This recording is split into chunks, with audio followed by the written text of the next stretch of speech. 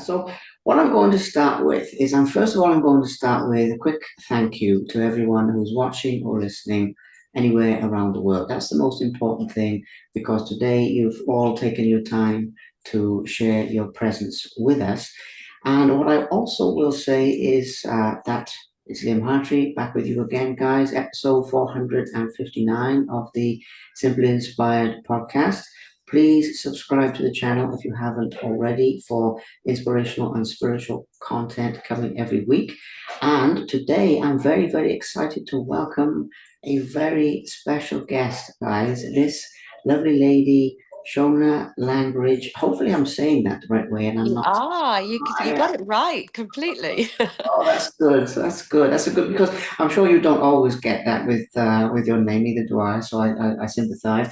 But I will also say very quickly as well, just to our viewers, that this lovely lady is a long-time yoga teacher, somebody who helps a lot of people.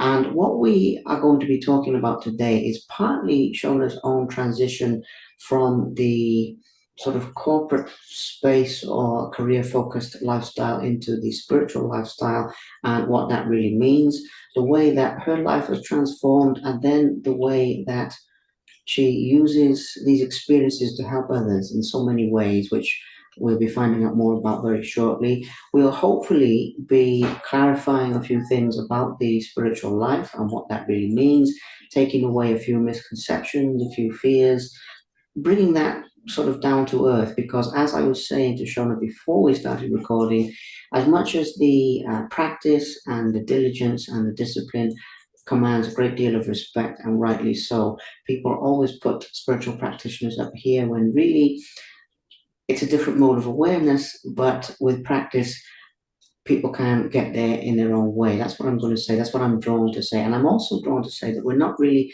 promoting a particular path today. What we're trying to do is open your minds and your hearts to the fact that maybe there's a little different way of living, different way of experiencing life on a day-to-day basis than what you're experiencing right now.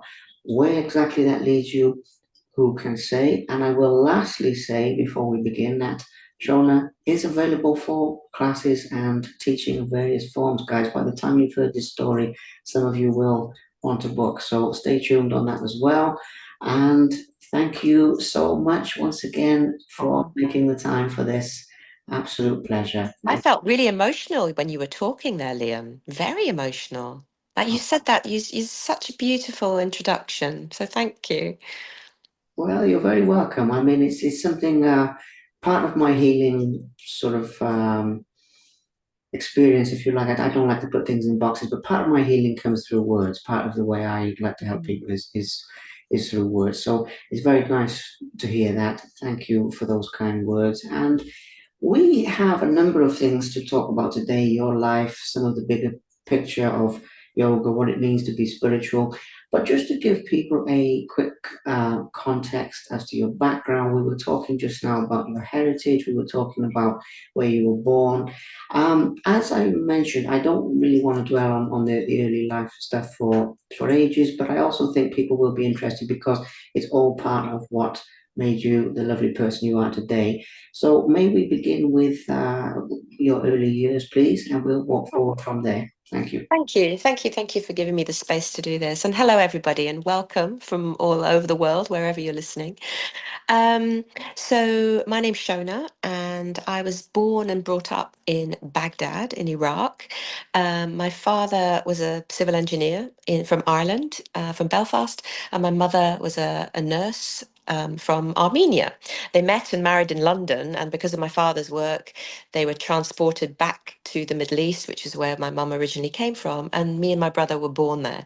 So it was really a fluke that I was born and brought up in a very interesting and diverse and sort of multifaceted, multicultural part of the world. I mean, and we traveled all around the Middle East. We lived all over Jordan, Iraq, the Far East as well.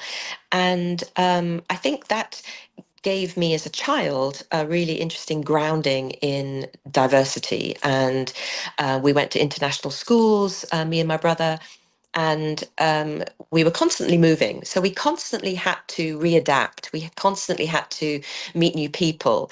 We constantly had to sort of fit in. Well, I did anyway. I felt I had to. As a child, a child wants to fit in, right?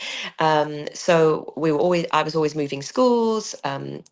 Meeting, having to make new friends, and I think that gave me a really broad um, interest in different people and a really broad cultural background as well. And we used to travel all over the world together as a family.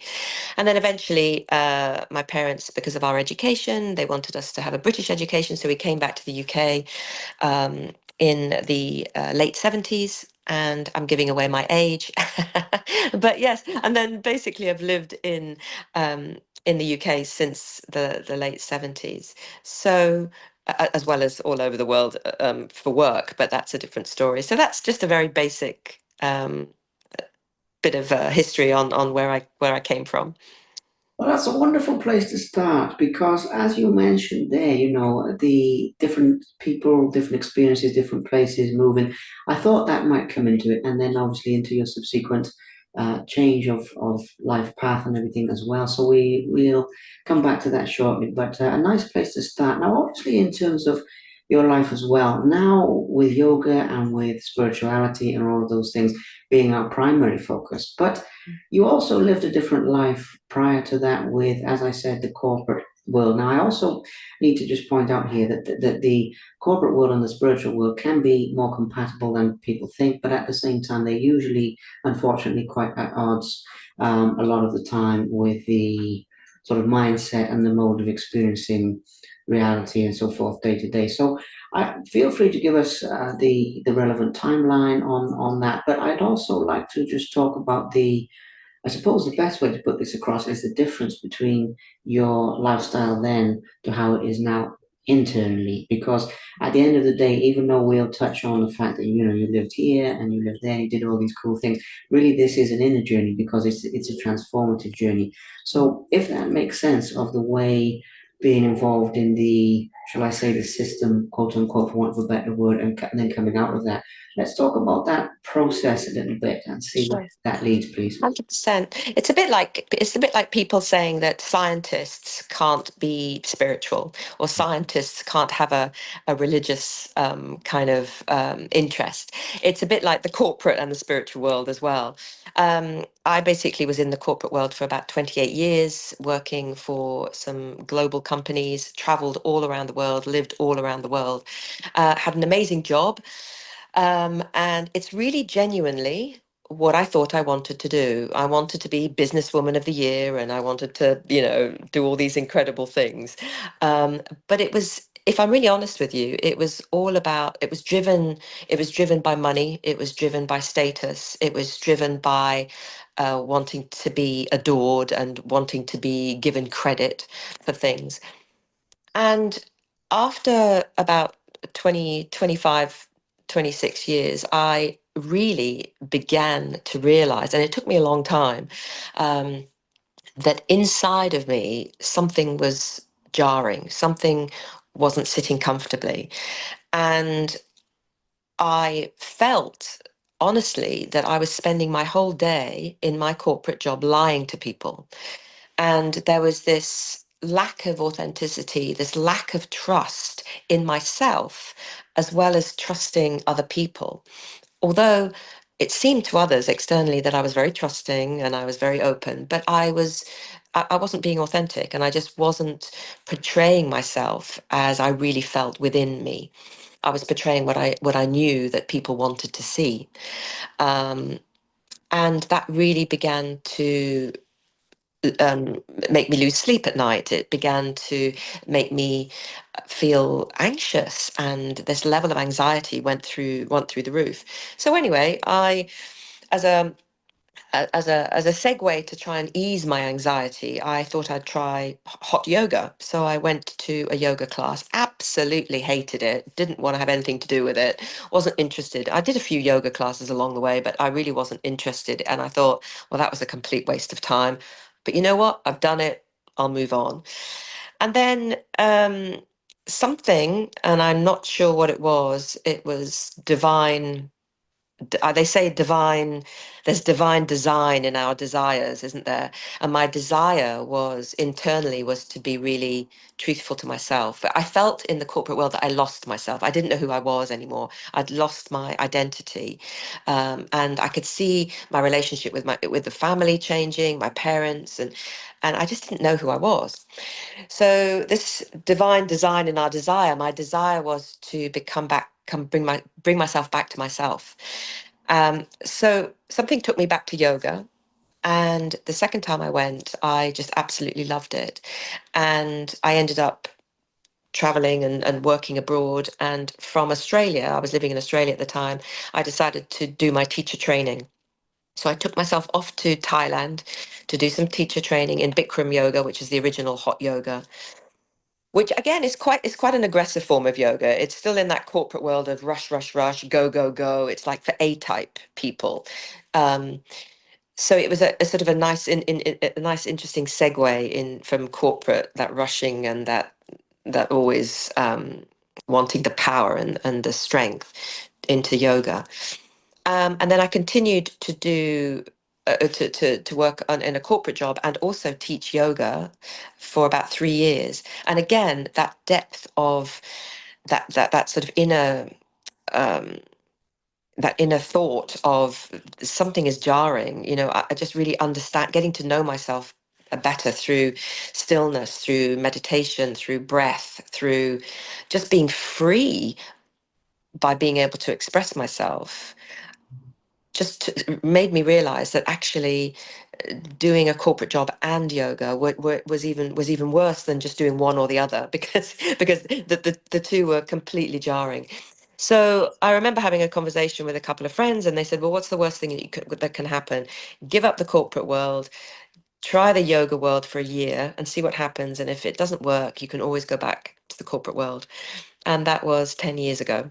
So I transitioned and took the leap of faith. And I think sometimes we do need to do that. As fearful as it is, as terrifying as it is internally, as Einstein used to say, we get stuck in our prison cells of comfort.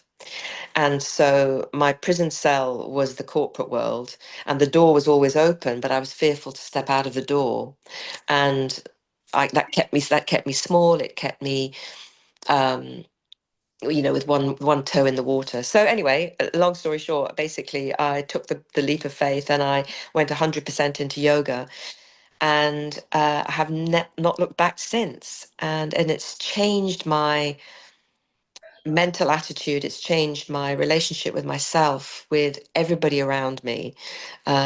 It's actually um, shown me a different way. It's shown it. I've lost people along the way as well. People have realized that actually what's happened to Shona's, the party never started until I got there, kind of person. I'm not that person anymore, and some people don't like that. So there was an interesting transition, and there's a lot of information I've just dumped on you there, Lee. I'm sorry. Not at But all, not at all. It's first of all, it's a beautiful description, really beautiful, really authentically, from your heart. As I was saying earlier at the beginning, that's something that stood out to me about your posts on social media. It's something that stands out to me when we're talking now is the vulnerability, the authenticity, and so forth. And not at all a lot of information. I mean, that's exactly what I had in mind of the relatability, because how many people in that same situation, similar situation. They want to make the change, they want to leave that cell, and so on and so forth. And it's a very brave thing to do. But then you show how that's possible, and the um, the transformation of yourself as a person. It's so inspiring because I can feel the strength that you have to sort of charge forward in the corporate world. But I'm sitting here now, and you have such a warm presence. Imagining that ruthlessness and that, as you say, the honesty and all of these things. It's almost hard to imagine, and that's testament to your transformation, and the vibrance, the vitality, because you're saying about these things, the late 70s and all of these things. I'm thinking, really? So, that you seem, younger than that. And I mean that because of, your energy as well, as appearances. It's very much an internal thing, and that's also testament to the practices. So, all of these things, exactly what I was saying at the beginning, relatability and bringing spirituality into people's day to day lives where it really belongs.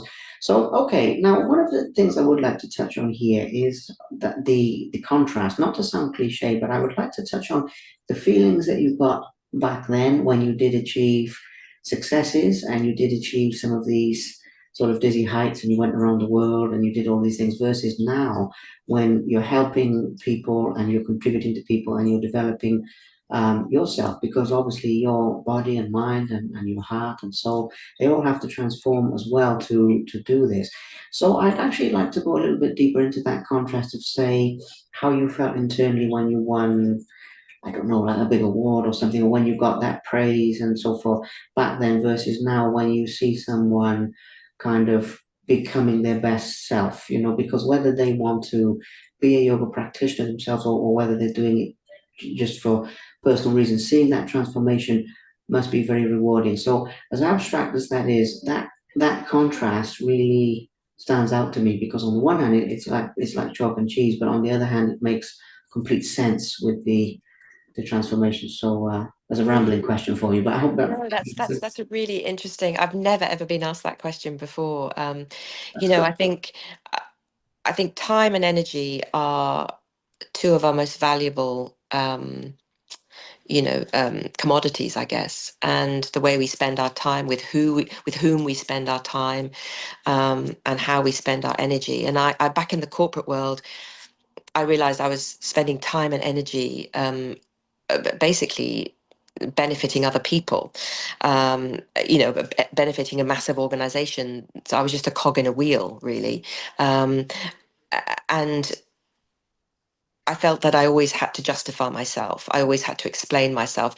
That it was all about wanting more. It was all about needing more time, needing more money, needing more people, needing more food, needing more drink, need whatever it was. It was all about more, an excess of everything. Um, and what I really understand now is that I kept wanting more because I realized then I didn't feel worthy within myself. So, to believe and to behave and to become abundant in ourselves, you have to feel that you're worthy of receiving it.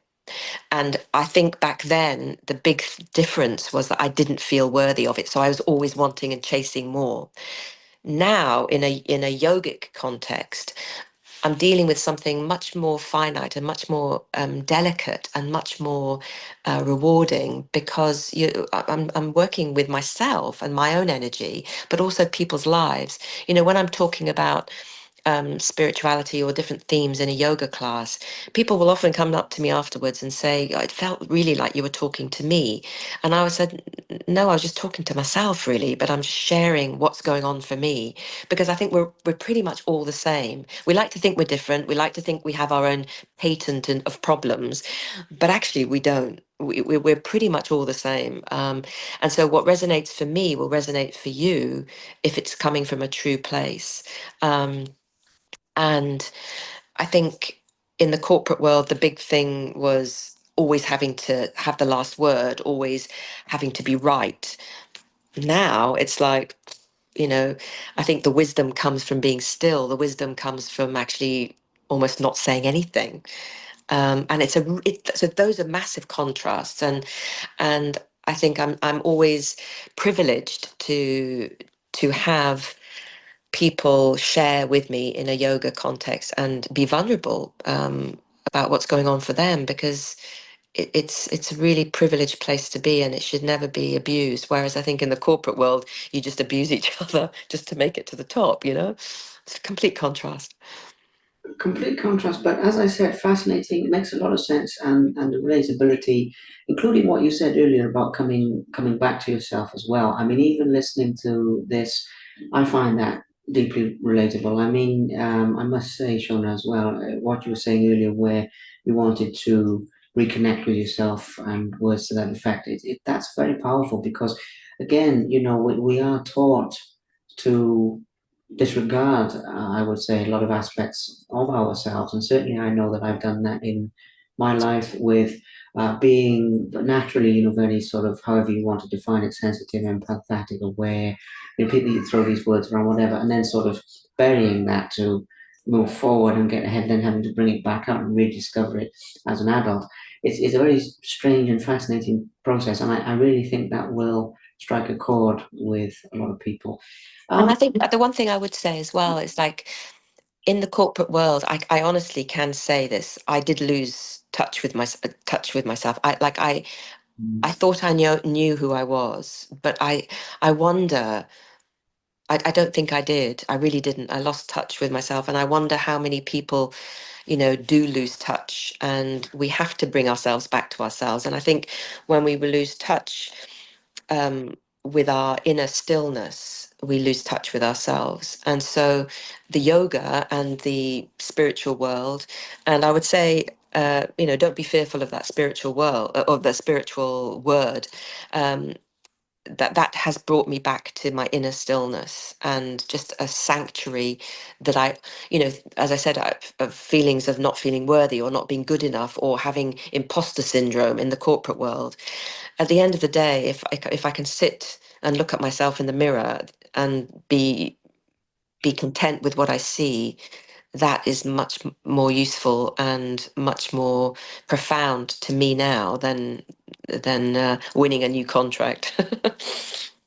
Absolutely, absolutely. On a lot of counts, but on two big ones that I can see, one of them being obviously being happy and joyful in your day-to-day life, being happy with yourself. I mean, the old cliche, we have to live with ourselves every day, 24 hours a day. So you need to be happy with that, and that is the experience. But also the ripple effect, the whole ripple effect concept, from you making the change and then other people looking at that, as in other people within the corporate world looking at that and thinking, wow, maybe I can, through to the effect that you're having on people in general, teaching them, and to a certain extent, just walking around as well, Shona, because not to go off on a tangent here, but with genuine spiritual practitioners, when you sit down with them, you can feel it. I mean, you can feel the vibe. And when I sit down with you, I can definitely feel, as I've said before, that sort of warm, healing vibe. And what people don't realize, maybe you don't realize it, even then, when you're walking around doing very mundane things, when you go into the shop or when you're going around, people feel that and people kind of experience that aura by default as well. And I don't know where that's come from, but I feel that's But very I think also, but I think there's an interesting thing there, Liam, because I think you have to be grounded in reality as well. Like as I said before we started recording, leading or being a yoga teacher doesn't mean that I'm wandering around talking about crystals and talking about unicorns. absolutely. There has to be a sense of reality and groundedness, and I think that comes from knowing within ourselves who we are and trusting the process. And it sounds really cliche to say it, but it's so true, and it's hard. And do I do that all the time? No. I still have inner demons, I still have inner fears, I still struggle with authenticity and speaking my truth and saying what I really mean, and meaning what I really say. I still have that, Mm. but I'm so much more aware of it, and I think awareness is a key to that transformation of shifting from one world into the next, like the corporate into the yoga world.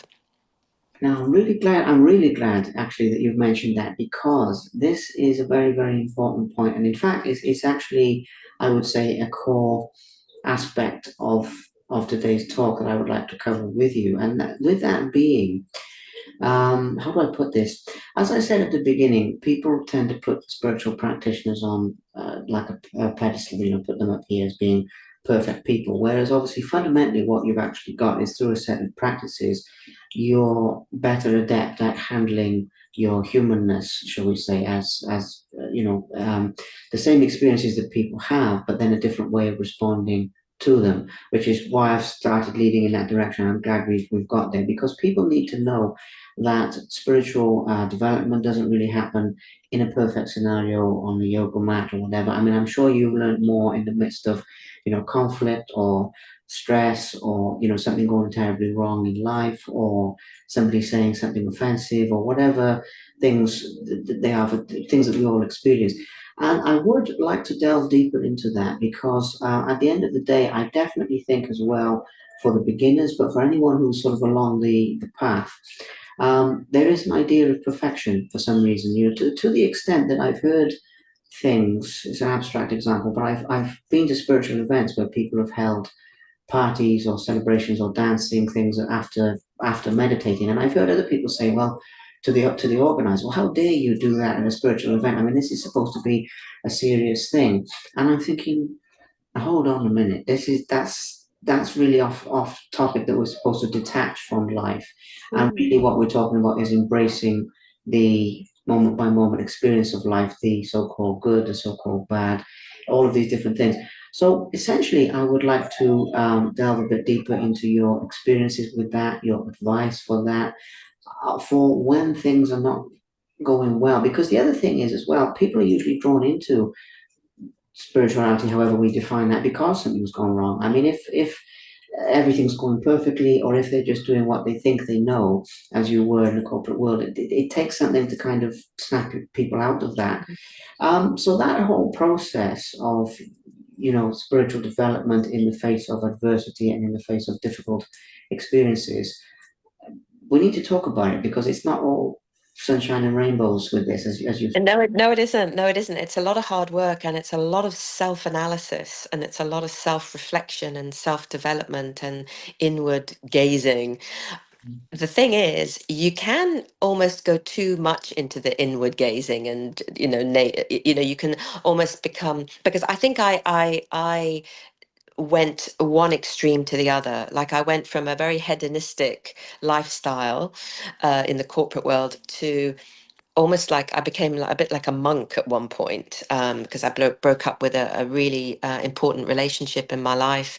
And and I retracted inwards to the point where I didn't talk to anybody and I didn't want to see anybody. I wasn't interested in, and so it's almost like going into a cave but within myself. And that's also not healthy either. So I had to bring myself out of that cave to find, it's like, the Buddha always says it's the middle way, isn't it? Um, I think there is room for dancing and drinking and having a good time in the spiritual world as well. There's nothing there's nothing wrong with that because we have to live. We've got one life. We have to live. We have to enjoy it. I think the difference is doing it with awareness and not doing something because it's just a pattern and a way that I've always done it, but I'm choosing a different way of talking to people or a different way of approaching a difficult situation with awareness. And also, I was very good at blaming others in the past. Very good at that. It had nothing to do with me. It was not about me. It was all about you. Do you know that sort of attitude? Now I recognize it's really sitting and reflecting on the role that I had to play in a challenging conversation. What is it that I'm learning from that? What is it that that person is teaching me? Because I recognize now that we're all mirrors of each other, you know. And I think it's like, well, okay, well, what is it that I did to create that situation? Take responsibility for that. Either agree with it or not, or change it or not, whatever. That's a choice. Everything's a choice, isn't it? It's a choice to ignore. It's a choice to do something about it. It's a choice to say nothing. It's a choice to say everything. So I think that that's the biggest difference that I've found in terms of trying to move forward is really look at a situation that is challenging and say, okay, what have I done to create that? Have I really done anything to create that? Maybe I haven't, but it's just about really looking rather than just immediately dismissing it, and which is what I did before, and blame it on the other person or the other situation, whatever. Yeah. I'm glad that's come up as well because, funny enough, that was one of the topics that I had in mind. Is obviously the other areas of your life. So, in other words, not just the your actual yoga teaching and your actual business, but the other areas of your life and how you've changed. And I think, don't get me wrong, I think we've covered that nicely. But it's a really valuable topic because, again, people have a linear view of kind of picturing you on the yoga mat and all of these things. But that's why I was kind of starting to lead down the line of other areas of life and how you impact people differently, how you respond to people differently. The blame thing, that's a big one. I mean, I've seen in the corporate world, there's a lot of narcissism in there, in the true sense, not so much in the social media sense, but in the true psychological projections and so forth. So I'm not saying using that label to you, but there's a lot of that concept of passing responsibility away from oneself to get ahead. So that's very valuable. Okay, now one of the things we did touch on earlier was the meaning of spirituality, and we've kind of sort of danced around that and touched on that a little bit as we've gone. But to go kind of headlong into that before we started recording, you gave a great description of that, which I wish I'd recorded, but we'll do that again. Did I say? I can't remember what I said. Oh, don't worry, no pressure there. In other words, you were actually I talking. think I said something like I think people get fearful of the word spiritual because they think it's something um, otherworldly, or as I said, about pink fluffy crystals or unicorns. Um, I think to me, spirituality is just about being authentic. Um, and being true to yourself. So if you listen, if I want to be angry, I'm going to be angry. If I want to be happy, I'm going to be happy. And I think but it's not being attached to those things. So listen, do I get angry? Yes, of course I do. Of course I do. And but I think my old self would have been angry and blamed others. My more spiritual, more balanced self is saying, okay, that's okay. That's okay to be angry. It's an emotion. It's a natural emotion, and just be understanding of where it's coming from, and just try to look at what it is. Like, why am I really angry?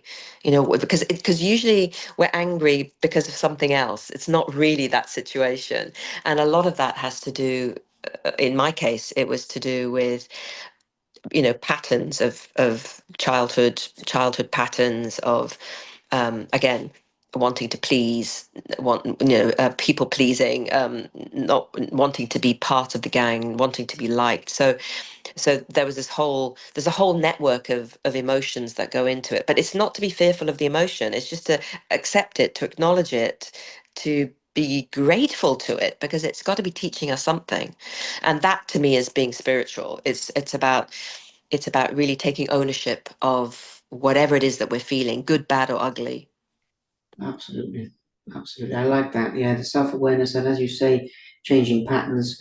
There's some really valuable lessons here, Shona. I mean, even what you said earlier with the extremes, from, as you say, from the extreme hedonism to going into your cave and coming out, and I mean, all of this is just the real nitty gritty of the process. So then, if people, as you say, if people are partway along the path and they're thinking, okay, what am I doing wrong here? Is it supposed to be this way?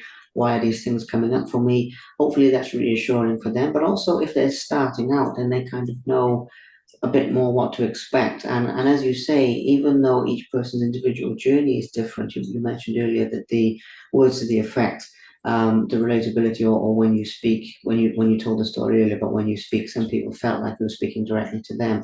I think it's the same process here, to be honest, is that people will listen to this and think, wow, okay, is she speaking to me personally? Because that's also the vibe I'm getting. Mm. Um, I just also think that, what I found for myself is I spent a lot of time dismissing myself and not thinking that I was important, but thinking that everybody else around me knew better, and I'd somehow missed the memo. Like everybody else knew more than me, um, and I trusted everybody else more than I trusted myself. What this yoga path and this spiritual kind of world has brought me is a real sense of balance and trust and grounding in myself, and understanding myself is a real power. Like it's a superpower for all of us to really understand what it is that we want, how we feel, what we think, why we think it. Um, and that comes down, and the essence of where I was coming from was a lack of self-love, a lack of self-worth.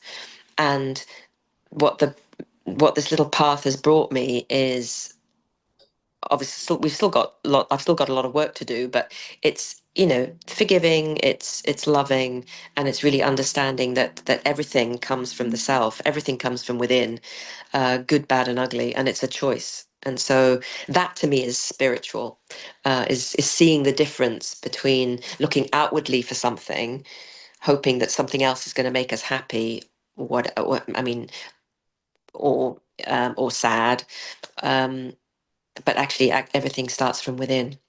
And being ourself is the most precious gift. Why would you want to be anybody else anyway? If you're somebody else, if you're copying somebody else, like you're just a pale imitation of them, aren't you? Absolutely. Oh, I love that. And that's a wonderful wonderful topic as well. Okay, so this that's the spiritual life and the inner journey. Now we do also need to give a mention to the practicalities of what you teach as well, because one of the other things that I'm aware of, what I mean by that is just, breaking down the classes a little bit more, giving a mention to how people can contact you. But I say that on two counts because obviously you're very accessible and you're very open in this way. But I do feel that some people will listen to this and hey, they'll be in other parts of the world or they'll take away from it in that way. But some people, I do get the feeling, and I don't always say this, but they'll be listening to you and thinking, okay, I'd like to connect with Shona more. So I would like to give the well, a tasteful plug of what you do, Oh, basically. I mean, thank you. in the sense of because the reason I say that is your expertise in yoga is very good. And when I was looking on LinkedIn, there's different types of yoga that you teach, and not everyone will be familiar with, what those mean. And so there's kind of a few different things here. It's pretty straightforward description, but as well as we've been talking about the inner journey, we need to talk about the physical manifestation of these things as well. So please do mention that as well, Well, Shauna. thank you, Liam. So, yeah, I do teach a number of different types of yoga. So, I teach the hot Bikram yoga, which was the original hot yoga. So, teach that in a studio. So, I teach in London. Um, I also teach classes online. So, I do Vinyasa flow, which is like a moving strength flow. It's good for the upper body. I teach yin classes, yin yoga, which is very gentle, meditative. It's all the postures are on the ground, and you hold the postures for a length of time to open up the body. I also do sound healing with Tibetan sound bowls. Um, so I think sound is an amazing vibration and very healing. It's a healing modality that's been used for thousands of years. So I combine all of those things together. So I teach in studios, I do privates at home, one to one. I go into corporates. You were talking about the corporate world. That's the irony. It's almost like the circle has come, it's come full circle. So I go into corporates and teach yoga to people that are super stressed because well-being after COVID and everything has become such a big part of the corporate world. So I do sound healing, do yoga, all that sort of thing in the corporate world as well. And because I've come from that world, I totally understand it. And that's been a really interesting transition of melting the two worlds together. Um, so yes, you can find me online. You can find me on Instagram, on Facebook. You can find me. I've got a website as well, so I can share all of that with you um, later on.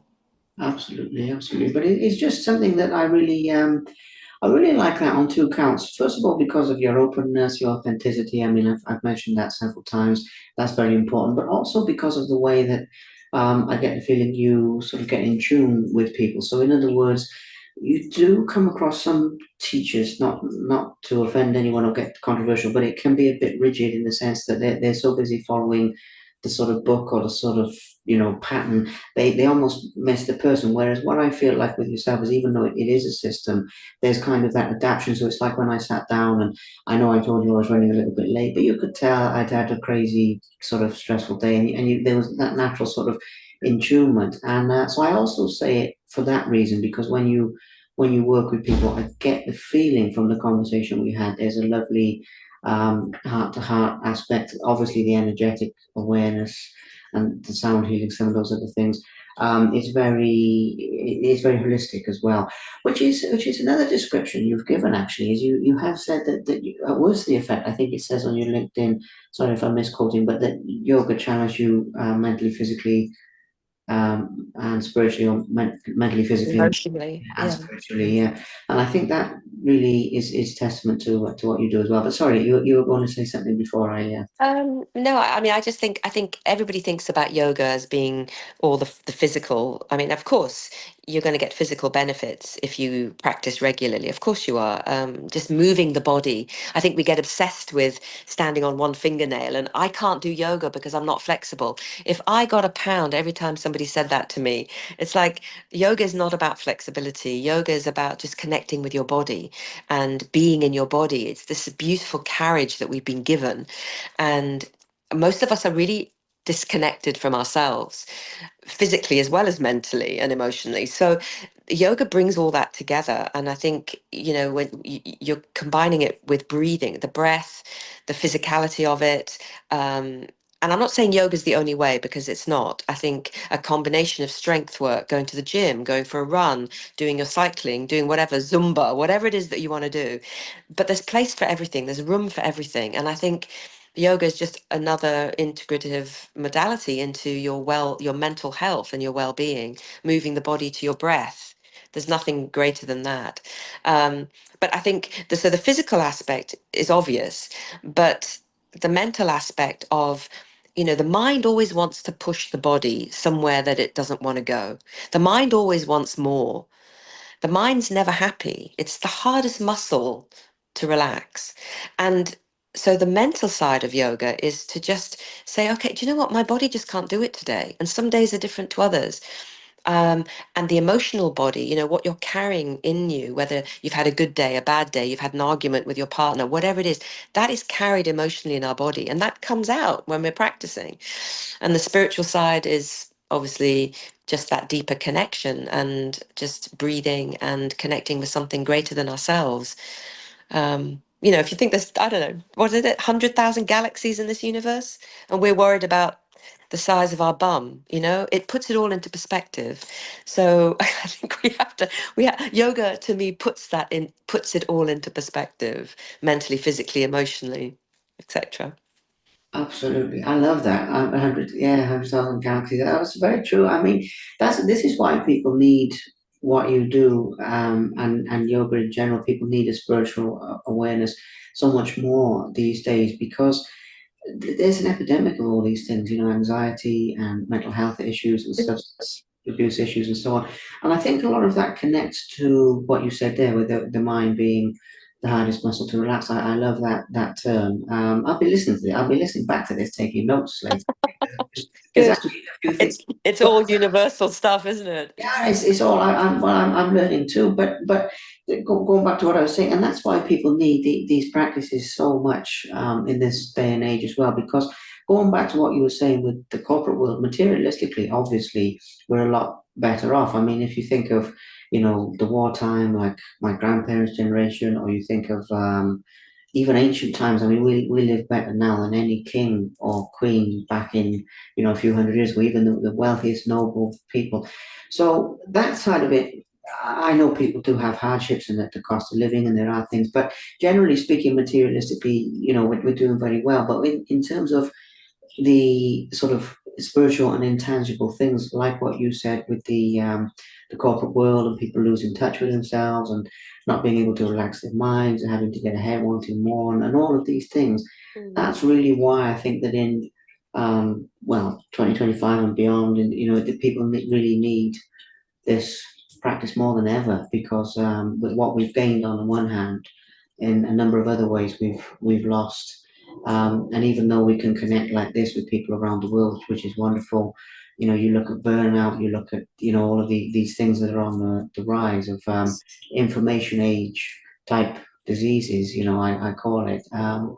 Yeah, people. It's true, but and it's interesting, isn't it? Because if you, despite all of that, the wealth that we have, if you ask people what they really want, well, they want to be happy. They want a good relationship. Well, it's actually the really simple things, that we all want, and yet somehow we've lost the balance of what's important. And I think a lot of that, comes with age too, to be honest, when we're all young. But what I would say, what I do see in a lot of my yin classes, which is the very gentle or the sound healing, lots of people that come are very young. They're in their 20s and 30s, because I think that there's that competition and that burnout as well, as you've said, and it's fascinating. But I think the simplicity, keeping things simple, has become a complex theme, hasn't it, for some reason? And it shouldn't be that way. Absolutely, simplicity, and it's something that's just dawned on me so much as well with what we were saying earlier of moving countries. Coming away from South Wales, coming out here to Cyprus. People live on a lot more simple and a lot more kind of in the moment with each other. Not everywhere, but there's just a broader cultural thing of being more content, and that's really opened my eyes as well to just how prevalent some of these issues are. But at the same time, more and more people are waking up to, like what we're talking about today, to other ways of living and other ways of experiencing life, and I really do think that that's spreading. But I would say to anybody that is fearful of yoga because they say they're not flexible. There are, as you rightly say, there are so many different forms of yoga, and um, you have to start somewhere. And I think starting with wanting to nourish yourself and be the best version of yourself is that you can be. Not just for your own sake, but for everybody else around you. If we're the best that we can be, it encourages everybody around us to do the same. Um, and if I'm so that's the yoga thing. And if people are fearful of the word spiritual, I would just say, just be true to yourself and just be authentic. That's spirituality at its essence. Absolutely. Well, this is what I meant with your leading by example. I can't really think of a better way to put that. I mean, this is what I was referring to earlier when I was talking about the energy, and as you walk around and do day-to-day things, people get a gist for that, and the way you respond. And by no means was I putting you on the pedestal of perfection, because this is a work in progress. But getting that feeling of um, how do I put it? I mean, that's the only way I can think to put it. Is because you've been through this process and you're going through this process. Other people look at that and think, okay, it's possible for me as well. And I love that ripple effect. Not even just as linear as the yoga physically itself, but even as you're saying there, the way it's changed your life, the way it's changed you as a person, and things like And that. it's definitely work in progress. I mean, it's never ending. It's never ending. And if it ends, we're pretty dead probably. But I think it's just never ending. And I think it's a wonderful. It should be an exciting. It's like a, I don't know, like what's the word? Like a collage, isn't it? It's like a kaleidoscope of our lives. Each and every one of us is like a kaleidoscope. It chops and changes. It goes dark. It goes light. And it's ever evolving. It's ever changing and morphing. And I wouldn't. I mean, thank God I'm not the same as I was 30 years ago. I'd be really upset if I'd stayed the same. But that's just me. Maybe everybody's happy the way they are, and that's fine. That's not a judgment at all. um and I think, for me, people say, oh my God, you've changed. Well, I would say amen to that. Hallelujah. I wouldn't want to be the same person. So Oh, that's good. I love that. I love that answer. Next time, there we are. Next time somebody says that to me, amen, hallelujah. Yeah. exactly. I remember there's a few really good quotes that you put across as well. But no, absolutely. I mean, yeah, transformation, change. Even to a whole extent, the impermanence. The whole Buddhist concept of impermanence, it applies to ourselves as well. I mean, that is the positive nature of change. So. I think it's amazing. I think that what you're doing and the ripple effect that you're having, I mean, that's a cliche term now, but it definitely is what you're doing because, you're showing people a different way to be and to experience things. And, they go back to their families or, to spend time in their communities, obviously the workplaces, and things are even just a little bit different. And then that knocks on to the next person. And that's what the world needs. That is absolutely what the world needs. So, this has honestly exceeded the expectations I had. I knew it would be good. I knew it Thank would be good, you. and I mean it that from my heart. I had very good expectations with this. I mean, expectations are only a perception, but I had a good feeling of like, oh yeah, yeah, this will go well. But honestly, there's been so much more wisdom. I'm gonna say wisdom instead of knowledge because there's a lot of knowledge, but the wisdom that you've learned from direct experience, sometimes the hard way, but it's all there, and it's all there for people to practically apply and learn from, and that's the most important thing because I'm not a fan of all the theoretical stuff, although it has its relevance. I'm not really a fan of kind of intellectualizing things. And I always say, it's a strange example, but I always say, like, if you see a butterfly land on a flower or land on something new, it's very beautiful. But when some people catch them and pin them, it's not very nice, I know. But when some people do that, in my mind, it's not really very beautiful anymore. And that's kind of what people do when they intellectualize things, in my opinion, is they kind of take something that's can be a very beautiful experience in the ups and the downs, and they kind of try and put it in a box, and that limits it. And what I really like about today is we haven't really labeled things or tried to put things in boxes or intellectualize them too much. I mean, there is an intellectual understanding, but we've talked about this very experientially. And to me, that's what people will take away with them, and that's what's very, very special. I hope so. I mean, I think we're all in our heads too much anyway. Mm, Um, yeah. and so we're too we think about things. I do as well. I'm too intellectual in that respect. I can get stuck in my head.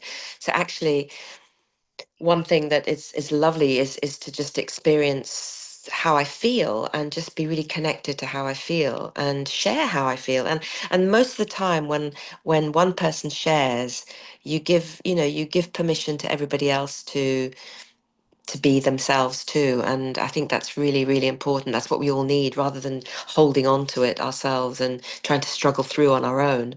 That's really important. It's a community, isn't it? Of like-minded thinking, and not everybody stays in that community. As I said, some people have left my life as a result of that, but it's been filled with so much more richness, um, and wealth is so much more than just the monetary aspect. Oh, absolutely. That's a big one. I mean, that's a big lesson that I've really picked up on and really felt and heard from your story today is the true meaning of wealth, the true meaning of it as you said just now, of a richness of life, the kaleidoscope and the people you meet and the places you go and the little moments, the experiences, so many intangible things. And as you say, so many. I mean, even earlier we were talking about, I think we mentioned the pandemic briefly and post-COVID, but how many people had the pandemic? They were in lockdown. I know it affected some people's mental health, but a lot of people were very happy with being able to spend that time with their families and enjoy the simple things. And not that it was all good, but certainly there were parts of it I quite enjoyed, and that really illustrated to me what people are really looking for. And again, a big part of the spirituality, bringing people back to the simplicity, taking away the conditioning. I mean, it's been very powerful today, Shona. And I also Thank want to you. say that I do respect deeply the courage that it takes to speak vulnerably Well, in thank a public forum as well. Because, remember that public speaking, which is what we've just done, is actually the number one fear in the world. I don't know if you know that, but you. when I didn't actually. I didn't know that. they did a big survey, Gallup poll or something it's called, but they did a big survey of this in America of one of the largest ever of what the biggest fears are. And you had some things on there like earthquakes and various things, but dying was number two and public speaking was number one. So more people were actually afraid of, having to get up and speak than Amazing. actually dying. So I often say to people, when we come to a close and there's that natural reflective moment of, did I cover everything I wanted to cover? Did I do well and all that sort of thing? I always say to people, well, the first thing to take away, because you've certainly spoken from the heart, so you don't have to worry about that. The first thing to take away is just it's people's number one fear in the world, ever, anywhere, and you've just done that. So that is also quite a big deal from my side because, as I've already said, speaking vulnerably, Mm. it's different as well. I mean, maybe in the corporate world, maybe you spoke, I don't know, but you have certain topics or certain margins or, these corporate meetings. And that can be daunting because it's a daunting environment, but it's a different thing doing what you've done today from very much from in here outwards. I Um, think it's a personal journey, and I think there's nothing more beautiful, than being vulnerable. Um, and I think it's a privilege to be able to share somebody else's vulnerability. But the last thing I'd probably say is I think two words that are underestimated in the English language are simplicity and clarity. And I think whether it's speech, whether it's actions, whether it's our life, whatever it is, our thoughts, keep it simple and clear. Just simplicity and clarity are really profound, because I think we all overcomplicate everything. Yeah. Absolutely.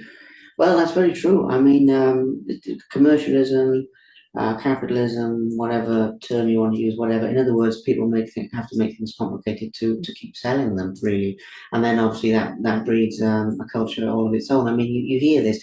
I'm sure you hear this with yoga, but particularly with meditation, I hear this a lot of. There's all these different types of meditations, and there's an app with, 1,000 types of meditation on there, and get into these conversations saying, well, really, at least in the beginning, you have to stick with one and just do it. Whether when it's really interesting, when it's really boring, when you don't want to do it that day, whatever, and all of these ups and downs.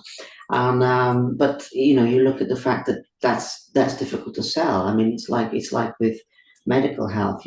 People, there's certain things that help people, but they can't patent them, so therefore they don't really get sort of pushed in the same way. And not to sound cynical, because I'm not a total cynic. Medicine's come a long way, but at the same time, that with these kinds of things, and it's the same with spirituality, people will sell a modality of this method, that method, but the simplicity, clarity, and the simplicity, clarity within ourselves as well of understanding.